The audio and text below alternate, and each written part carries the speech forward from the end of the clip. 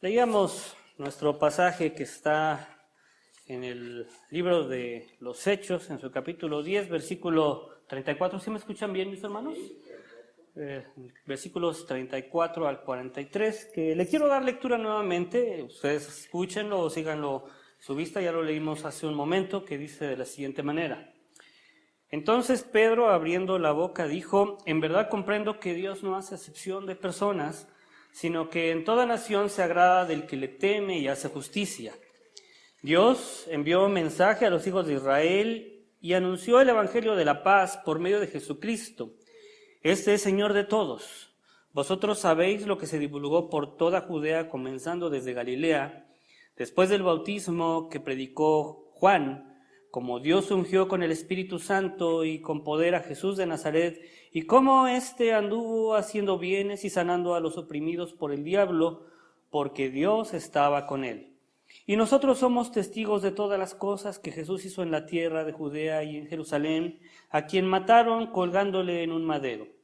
A este levantó Dios al tercer día e hizo que se manifestase, no a todo el pueblo, sino a los testigos que Dios había ordenado de antemano, a nosotros que comimos y vivimos con él después que resucitó de los muertos, y nos mandó que predicásemos al pueblo y testificásemos que él es el que Dios ha puesto por juez de vivos y muertos.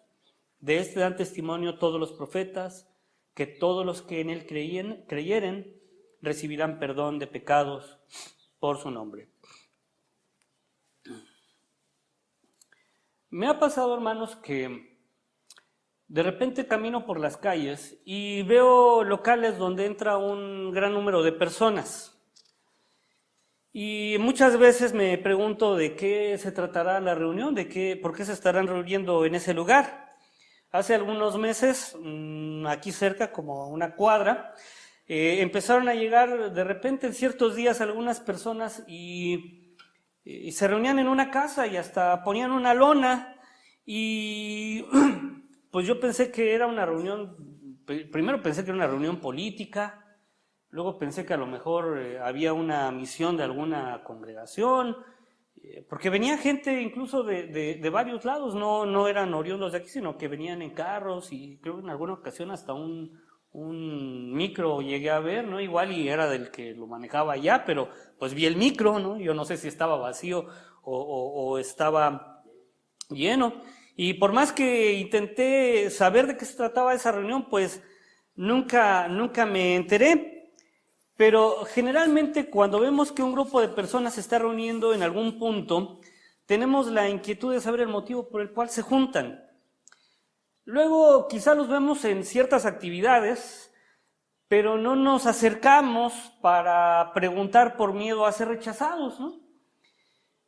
Pasó en una ocasión que viviendo yo en Valle de Chalco con la familia, vi a unos jovencitos vestidos con sus pantalones cortos, sus calcetas largas, sus camisas y sus gorras y sus pañoletas de scouts, y de repente como que no me atrevía a preguntar, ¿no? Y pasaba con mi familia y mis hijos y decíamos, mira, ahí a los muchachos, pero como que no nos atrevíamos a preguntar, pues qué se necesitaba para poder entrar al grupo de los scouts. Obviamente yo ya no, yo ya estaba bien grande, ¿no? Pero pues mis hijos, ¿no? Caleb y Edwin. Y bueno, pues no fue sino hasta que pues perdimos el miedo y fuimos y preguntamos, o la pena, más que el miedo, la pena, fuimos y preguntamos. Pues no fue sino hasta ese momento que nos dimos cuenta que no era tan difícil poder pertenecer a ese grupo. La gente, hermanos, tiene el mismo sentido cuando se trata de las cosas de Dios. Piensa que esto no es para ellos y que, bueno, pues no son aptos para estar aquí en la casa de Dios o para acercarse a Dios, y por ese motivo, pues no se acercan. Muchos, por el contrario, sienten, por ejemplo, la culpa de su pecado. Cuando uno predica la palabra, sienten la culpa de su pecado.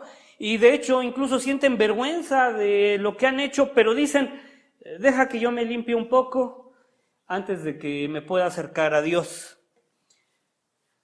Solemos pensar que, como en muchos lugares, la iglesia, o más bien el mensaje del evangelio, no es para nosotros. Y tengo que decirles que no es así. Quizá nuestra forma de comunicarlo a la gente en nuestros tiempos no haya sido la más adecuada, pero el Evangelio es para todos, es decir, el mensaje del Evangelio es católico en su más amplio significado. Es para el profesionista, es para el carpintero, es para el estudiante, es para el niño, es para el joven, es para el viejo. El mensaje del Evangelio es para todos, no hay restricciones. Todos pueden venir porque nadie será rechazado. Dice la carta a los Hebreos, que comienza con este primer versículo que dice así: Dios, habiendo hablado muchas veces y de muchas maneras en otro tiempo a los padres por los profetas, en estos postreros días nos ha hablado por el Hijo, a quien constituyó heredero de todo y por quien asimismo hizo el universo. A lo largo de la historia Dios nos ha hablado por medios distintos. Usó a los grandes profetas de quienes podemos leer en la Biblia. Usó señales, usó prodigios y todo para llamar nuestra atención al mensaje que viene del cielo, que viene del trono de Dios mismo. Sin embargo, era necesario que este mensaje fuera más contundente. Así que el escritor nos dice que ahora Dios nos ha hablado por medio de Jesucristo, su Hijo, quien también es Dios. Ahora, quizá en tu vida Dios haya hablado de muchas maneras, pero quizá no pusiste atención y por ello la respuesta que estabas esperando pasó de largo. Quizá Dios te habló por medio de las circunstancias o por medio de alguna persona, pero no escuchaste o no supiste entender el mensaje. Por eso es que ahora Dios te habla por medio de Jesús, de sus palabras y también de su ejemplo. Muchos son los que piensan que este mensaje proviene de la mente de personas que quieren controlarte por medio de la ignorancia en una fe que no es verdadera. Pero déjame decirte que no es verdad. Hay, primero que nada, pruebas más allá de toda duda razonable de la vida de Jesús en esta tierra. Luego, las evidencias del resultado de la obra del mensaje del Evangelio en la vida de las personas es abrumador. Les voy a poner un ejemplo. Ninguna cárcel en el mundo ha sido capaz de rehabilitar a un criminal, a un asesino, a un violador, a un desalmado. Generalmente los que caen por este tipo de crímenes son reincidentes, es decir, que vuelven a hacerlo tantas veces tienen oportunidad. Pero el mensaje de Cristo ha cambiado a estas personas, haciendo que no solamente no vuelvan a matar, sino que las ha transformado en personas de bien para la sociedad. Solo busquen en internet y pongan estas palabras: testimonio de exasesino, testimonio de extraficante, testimonio de exviolador. Y van a ver que todos ellos encontraron en Jesucristo la transformación y la renovación que nadie pudo haber hecho. De este tipo de casos hay muchos documentados y hay muchos más sin documentar. Pero eso no lo van a encontrar jamás en una persona que solamente haya sido rehabilitada por el sistema penitenciario. Jamás van a encontrar a alguien que diga que en la cárcel, en el sistema penitenciario, encontró una nueva razón de vida, encontró un nuevo camino, una nueva visión. Hechos capítulo 10, versículo 36 dice: Dios envió mensaje a los hijos de Israel anunciando el evangelio de la paz por medio de Jesucristo. Este es Señor de todos. El mensaje del evangelio sabemos que proviene del cielo, porque quien lo predicó tiene ese origen celestial, pero también porque vemos sus resultados en la vida de quien lo escucha y lo atiende. Por eso sabemos que el mensaje del evangelio viene de Dios. No solo por sus palabras, sino por lo que hace en la vida y en el corazón de cada uno de los que escuchan. Muchas veces me he encontrado con personas que al compartir el mensaje me dicen que ellos son católicos. Y déjenme decirles que esto pues es tan absurdo como decir que solamente a los estudiantes les toca una beca o pueden aspirar a una beca. Pues es lógico, para poder tener una beca hay que ser estudiante, si no uno no puede aspirar a una beca. Y sería más ridículo si dijéramos, y es que además tiene que ser un ser humano. Pues ¿cuándo han visto ustedes que un delfín o que alguien vaya a una escuela especializada y que necesite una beca?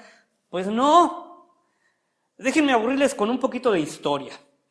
Muchos piensan que la palabra católico está relacionado inseparablemente a la iglesia, sobre todo a la que tiene su sede en Roma. Pero la palabra católico tiene un origen más antiguo que la iglesia misma. La palabra católico deriva de una palabra griega que es katolikos, misma que fue utilizada por el filósofo Aristóteles en el sentido de que era universal. Luego, los padres de la iglesia utilizaron la palabra católico no para referirse a la iglesia, sino como parte de la enseñanza doctrinal. Por ejemplo, Justino Mártir habla sobre la resurrección católica, lo que ahora entenderíamos por la resurrección universal o la resurrección de todos. Tertuliano habla de la bondad católica de Dios, lo que ahora entendemos como el amor de Dios para con todas las personas, para con toda la humanidad. Pero la palabra latina catholicus fue usada en el siglo I por Plinio, era un historiador, que en su libro de historia natural, titulado La catolicidad de las estrellas errantes, ahí se encuentra esa palabra, que ahora podemos entender como la universalidad o la totalidad de las estrellas errantes. El Evangelio, hermanos, es católico, porque es para todos, es decir, no está restringido ni a nadie se le puede negar los beneficios de este mensaje. Cuando veo un letrero que dice, este hogar es católico, la verdad yo me pregunto cuántos musulmanes, budistas o de otras religiones habrá en la colonia. Porque se entiende que si somos cristianos, somos católicos, porque el Evangelio es para todas las personas. Lo que quiero dejar en claro es que el Evangelio es para todos, para los de Morelia, para los de Zitácuaro, para los de Guerrero, para los de Guanajuato. Bueno, es más, hasta para los chilangos es el Evangelio. ¿Por qué era necesario saber por qué es necesario saber que el Evangelio es católico? Bueno, era necesario que quedara en claro porque el mensaje del Evangelio tiene su origen humano en el pueblo de Israel, tiene un origen divino en el trono de Dios, pero tiene un origen humano en el pueblo de Israel. Los israelitas se sentían privilegiados de haber sido escogidos como el pueblo de Dios, y esto les llenó de arrogancia frente a los demás. Se sentían sumamente especiales y menospreciaban a todas las demás naciones. Cuando el Evangelio dio como resultado la iglesia de Cristo, los creyentes de aquella época pensaron que este mensaje solamente era para los judíos, así que se negaron a predicar el Evangelio entre otros que no fueran judíos como ellos. Es aquí donde aparece nuestro pasaje en el libro de los Hechos, capítulo 10. Les invito a que lo lean en sus casas, pero les voy a poner en contexto. Dice Lucas que había un hombre llamado Cornelio, que era un militar de Roma, era un centurión. Roma era el ejército invasor y aparte eran los opresores de los judíos. Pero Cornelio era piadoso y oraba a Dios. Y en una visión que él tenía, como por eso de las 3 de la tarde, Cornelio vio un ángel de Dios que le dijo que fuera o que mandara por Simón, apodado Pedro, que estaba en ese momento en la ciudad o en el puerto de Jope, porque Pedro tenía un mensaje para él. Cornelio entonces manda a 2 de sus sirvientes a la otra ciudad, desde donde él vivía en la ciudad de Cesarea, y los envía por Pedro, confiando en la visión que él había tenido. Fíjense qué cosas, ¿no? Este hombre Cornelio tiene un mensaje de Dios y creyó, y le dijo, manda a tal lugar, y mandó a esas personas. ¿Cuántas veces nosotros nos habla Dios y no le creemos? Y esta persona sin haber tenido nunca antes una preparación o simplemente escuchó el mensaje de Dios, la orden de Dios y fue y obedeció. Y entonces mientras los sirvientes de Cornelio van a Jope por Pedro, dice la Escritura que Pedro estaba orando en la azotea de un tal Simón que era curtidor, que vivía cerca de la playa. Y entonces, estando ahí orando, dice la Biblia que Pedro tiene una visión y dice que ve desde el cielo cómo baja un lienzo, y ese lienzo formaba como una especie de canasta y estaba llena de todos los animales inmundos. Recordemos que los judíos, cuando recibieron la ley de Dios, Dios les dijo que había animales que podían comer y animales que no podían comer, y esos animales que no podían comer se les cataloga como animales inmundos. Ajá. ¿Qué animales están de este lado de los animales inmundos? Está el caballo, ajá, está el cerdo, está, ¿qué otra cosa? Está el conejo, está la iguana, ajá, o sea, todos este tipo de animales que ellos no podían comer, que ellos no podían consumir. Y entonces Dios le dice, Pedro, levántate, mata y come. Y Pedro pues era judío, decía, no Señor, ¿cómo crees que voy a comer? Si soy un judío, nunca nada inmundo ha entrado en mi boca. Y el Señor le dice a Pedro, no llames inmundo a lo que yo he limpiado. Y vuelve a tener la misma visión, Pedro la tiene 3 veces esa misma visión. Y Pedro se queda, pues no entendía qué era lo que Dios le quería decir en esta visión. Cuando de repente tocan a la puerta y resulta que eran los sirvientes de Cornelio que le explican a Pedro lo que había sucedido, y Pedro pues ya como era tarde, ya eran como por eso de las 6, 7 de la noche, pues ya dijo, pues mejor nos esperamos aquí, mañana tempranito nos vamos para que la noche pase. Pasaron la noche y al día siguiente muy de mañana se levanta Pedro con estos hombres y se va con un grupo de hermanos a la casa de Cornelio.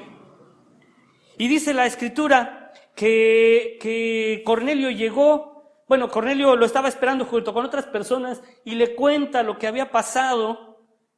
Y entonces Pedro dice de la siguiente manera, en verdad comprendo que Dios no hace acepción de personas, sino que en toda nación se agrada del que le teme y hace justicia. Y empieza a predicar, les empieza a hablar de la palabra de Dios, les empieza a hablar del testimonio de Jesucristo.